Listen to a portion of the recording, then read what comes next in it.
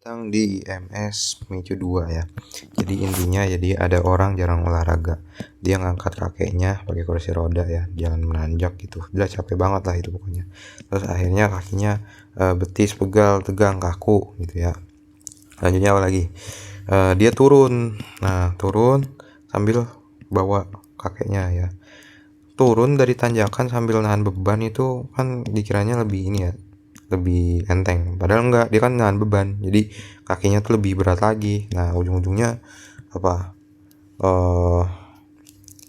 sendi otot paha bergetar dan sendi lutut nyeri gitu ya.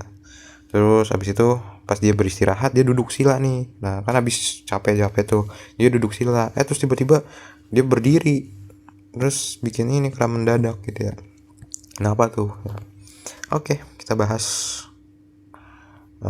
Terus itu bahaslah bapaknya yang sering olahraga gitu ya. Nah, pokoknya ini namanya Anton, dia menanjak sambil nahan beban gitu. Pada saat menanjak sambil nahan beban, artinya otot-otot kaki kan bekerja sangat ekstra gitu ya untuk mendorong, sekaligus otot-otot tangannya juga, yang artinya distribusi oksigen yang harus menyuplai ke ke bagian otot-otot yang lagi digunakan ini harus besar, harus tinggi. Distribusinya harus naik, distribusi oksigen tuh harus tinggi. Supaya apa? Supaya ATP-nya itu yang diproduksi makin tinggi dan ototnya tuh nggak kelelahan.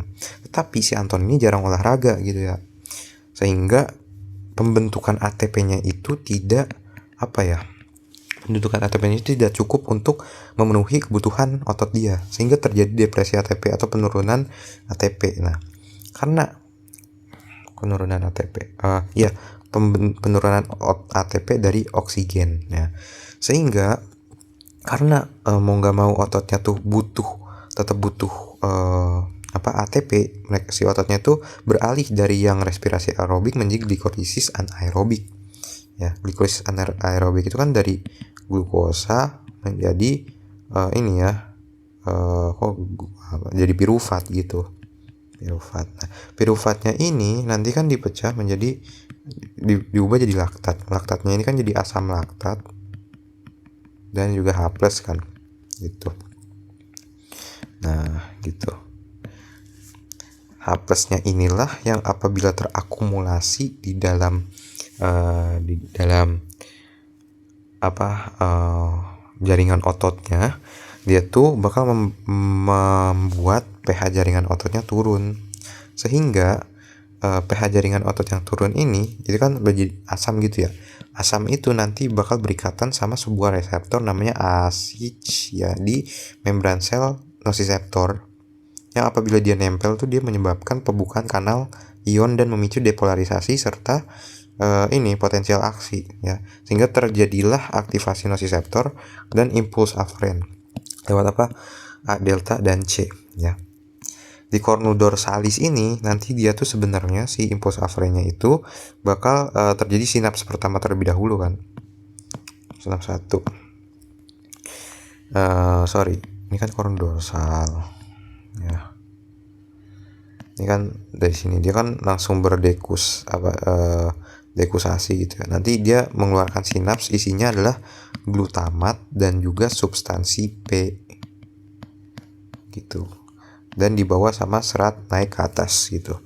Cornudorsalis, tractus spinothalamicus lateral ini artinya dia sudah menyilang gitu ya, sudah menyilang tadi ke depan. Jadi kalau misal rasa nyeri itu menyilangnya tuh langsung di medula oblongata gitu ya. Di medula oblongata, langsung di medula spinalis di bawah pas segmen dia masuk, baru dia naik lagi gitu ya kan. Tractus spinothalamicus lateral ya, karena yang enggak kita pengen kayak sakit atau nyeri itu dikesampingkan lateral. Nah, terus habis itu ke talamus ya. Ke talamus, terus habis itu seperti biasa ke korteks somatik sensorik primer dan memicu rasa pegal gitu. Rasa pegal, rasa nyeri dari si nosiseptor. Selain itu, akumulasi H+ juga ini tuh kan membuat pH jaringan otot tuh turun. Sebenarnya pH jaringan otot inilah yang menyebabkan gangguan ikatan pada kalsium dan troponin dan juga mengganggu pompa serka. Nah, pompa serka ini apa lagi? Jadi kita kan tahu Kalau kalsium tuh harus berikatan sama troponin supaya dia tuh menggeser tropomiosin dan si aktin sama miosin tuh bisa nempel gitu ya. Nah, tapi kalau udah nempel kan nanti sama miosin ATPase si apa namanya ATP dipecah jadi ADP terus fosfat gitu kan dan lain-lain dan begitu sampai nanti untuk merelaksasi otot berarti si ikatan antara aktin miosin harus ditutup ya kan dengan cara penutupan tropomiosin gitu sehingga si kalsiumnya harus lepas dari tropomiosin. Nah, penarikan kalsium yang lepas ini bakal ditarik lagi ke sebuah pompa, sebuah gudang namanya serka gitu. Apabila ini pakai transport aktif dia masuknya. Apabila kadar H+-nya naik, berarti pH-nya turun. pH yang turun ini mengganggu aktivitas serka ini sehingga kalsium tuh tetap dia tuh nggak bisa masuk ke sini dan tetap beredar di dalam jaringan otot. Nah, sehingga reuptake kalsium tuh turun dan tidak terjadilah detachment aktin miosin. Ibaratnya kayak tidak terjadi relaksasi lah. Relaksasi aktin miosin tuh tidak terjadi dan menyebabkan kontraksi terus. Nah, kontraksi yang terus-menerus itulah menyebabkan otot terasa kaku gitu. Selanjutnya H+ membuat gangguan pada ikatan kalsium dan troponin ya, menyebabkan walaupun si dia tuh berkontraksi tetapi troponin dan miosinnya itu terasa kontraksinya lemah gitu ya. Ini gangguan kalsium troponin atau gangguan ini ya miosin sama aktin bisa dicari lebih lanjut lagi ya. Sepertinya ikatan miosin sama aktin deh, bukan ini salah tulis deh. Tuh. Lalu apa nih? Lelah enggak, dia pas jalan menurun terlebih dahulu. Pada saat dia jalan menurun sambil nahan beban ya, terjadi kontraksi eksentrik. Jadi otot-otot betis, otot-otot paha nih, otot paha paha depan sekarang yang bekerja ya, otot ekstensor yang bekerja. Jadi itu kan posisi menurun kan berarti gravitasi turun ke sini ya. Nah, tapi kan sedangkan kontraksi otot kan arahnya ke sana ya. Sehingga aktin miosinnya tuh ibaratnya dia nempel di sini dan maksa narik ke situ ya. Narik ke sini. Sedangkan si arah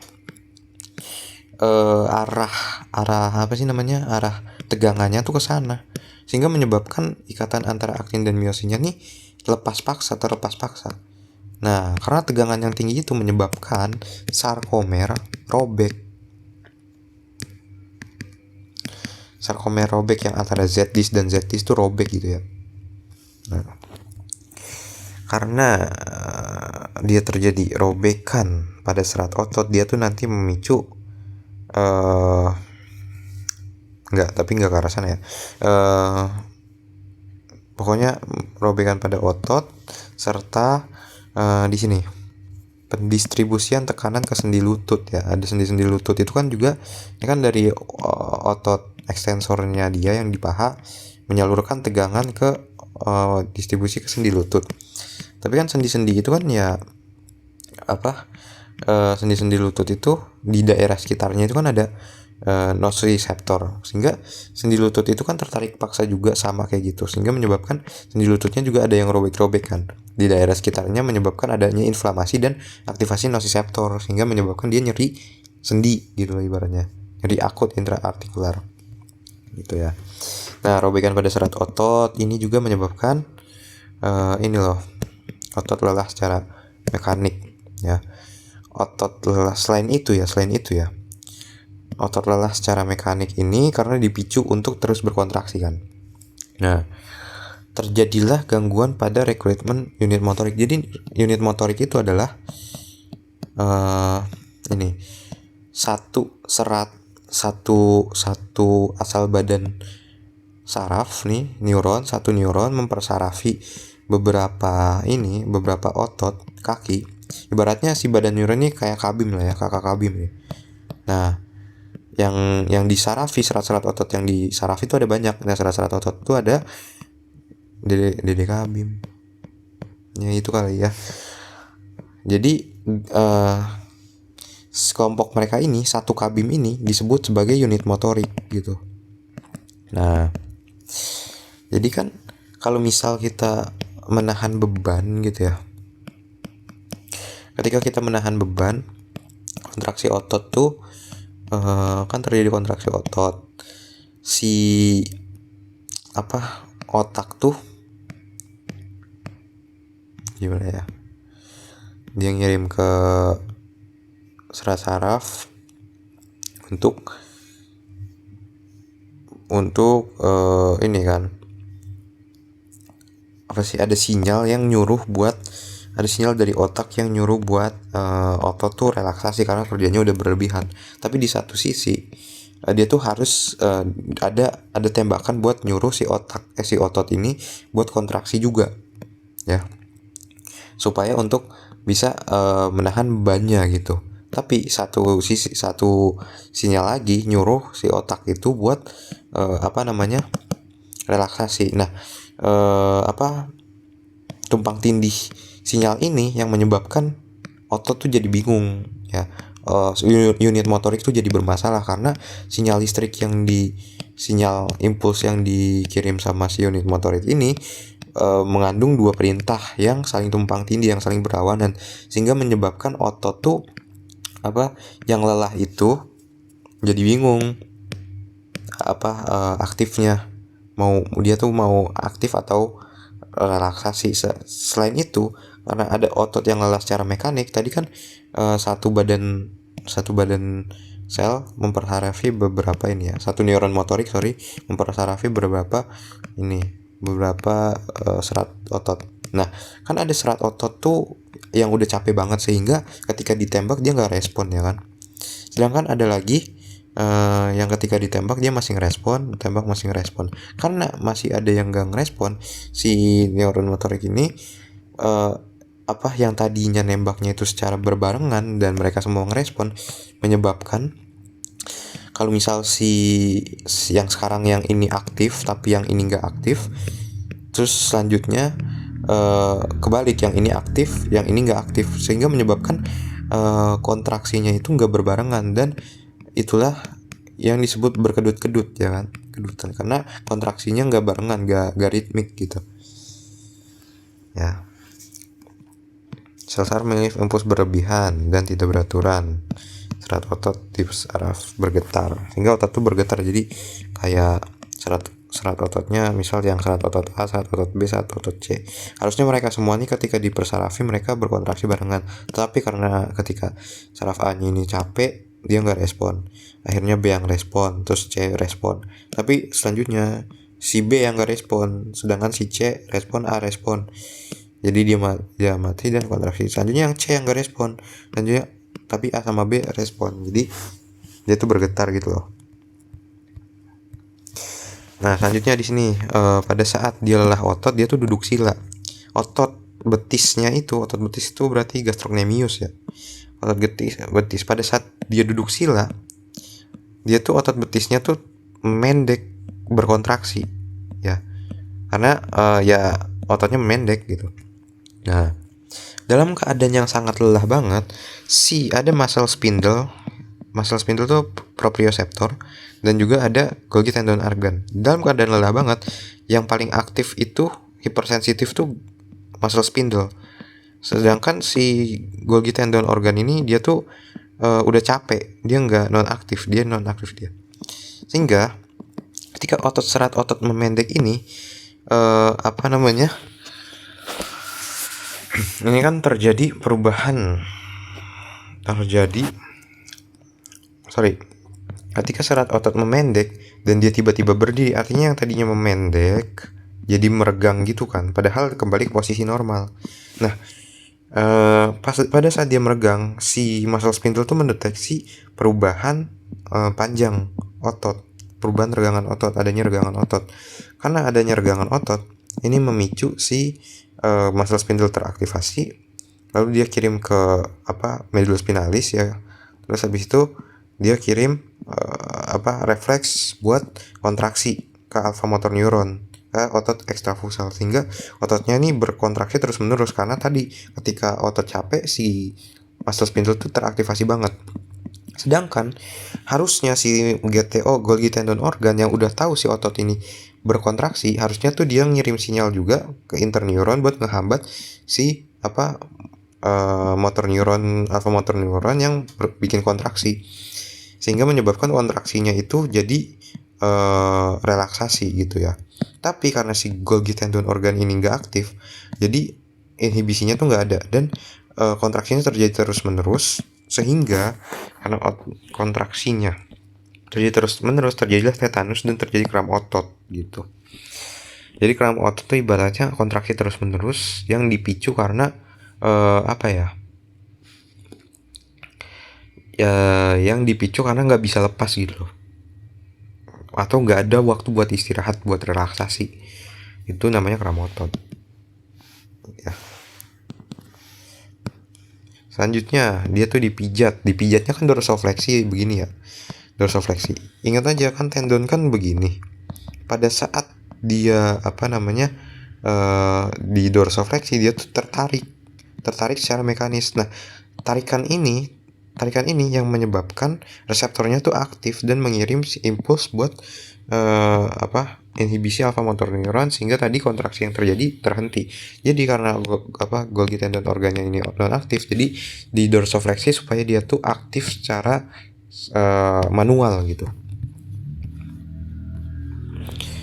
Selanjutnya dia lelah otot dipijat ya, pelepasan nitrit oxide pada pembuluh darah lokal menyebabkan vasodilatasi dan suplai oksigen jaringan sekitar naik ya.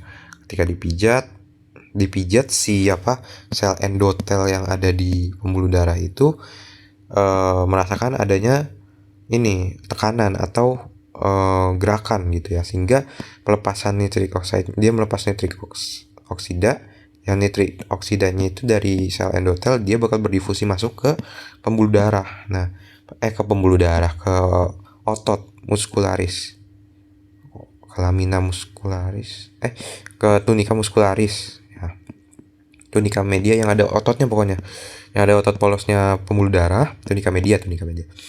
Dia tuh menyebabkan si nitrit oxide itu berikatan dengan reseptornya, berikatan dengan sebuah reseptornya